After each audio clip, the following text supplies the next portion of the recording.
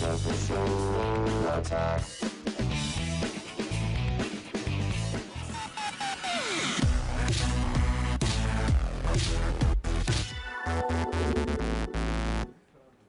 All right, joining me from New York to help us make sense of it all, senior editor for CNET.com, Miss Natalie Morris joins us. Hello, Natalie.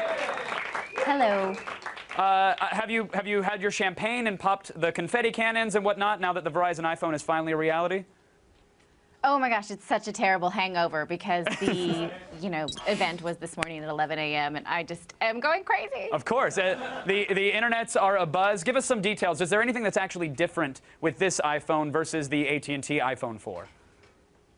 Well, let's see. It will work as a phone, so that's one thing that is good. It will run on Verizon's CDMA network, so that's going to, be a little bit of a drawback because there are people who like to use the phone while they're also surfing the internet. You won't be able to do both at the same time. Also, we had hoped it would be a 4G phone. It's not. I think Apple will wait on that until they're really secure about that 4G. Mm-hmm. And some people were complaining about the tiniest little change, which is the volume buttons being a little bit higher. That means that any custom cases they might have or might be looking to buy for the iPhone 4 won't work on this Verizon one potentially.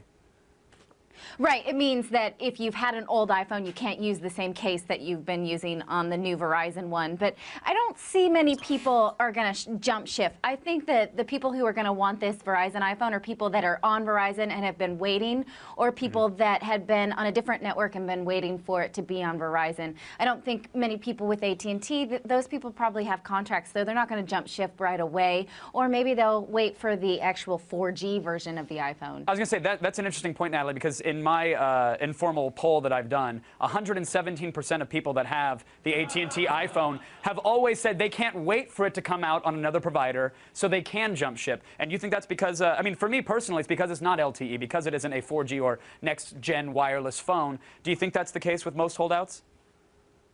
Perhaps. I mean, it just has such bad dropped calls in urban areas and laggy data speeds. I think that, AT&T has always said that it's a victim of its own success because so many people use it. That's why it doesn't work so well. So we'll see. Verizon is coming out and making a really confident move by allowing hotspot tethering.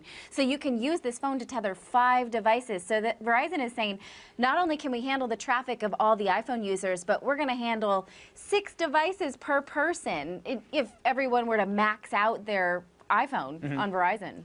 But there's no pricing no pricing details announced for that specific feature, right? So they could be paying out the nose for the ability to tether.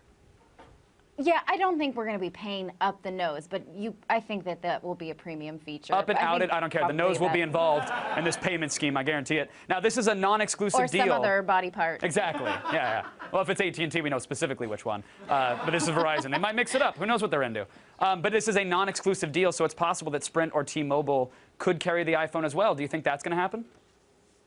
I think that would be lovely. I think that Apple needs to do that in order to compete with Android, which we see gaining a lot of market share. And you have to remember that, we're all excited about this as Americans, but overseas, other customers have a choice of networks when it comes to the iPhone. This is kind of a lame thing that they were ever exclusive anyway, if you ask me. Right. So do you think Android is quaking in their proverbial boots, or do you think they're going to be fine with this one?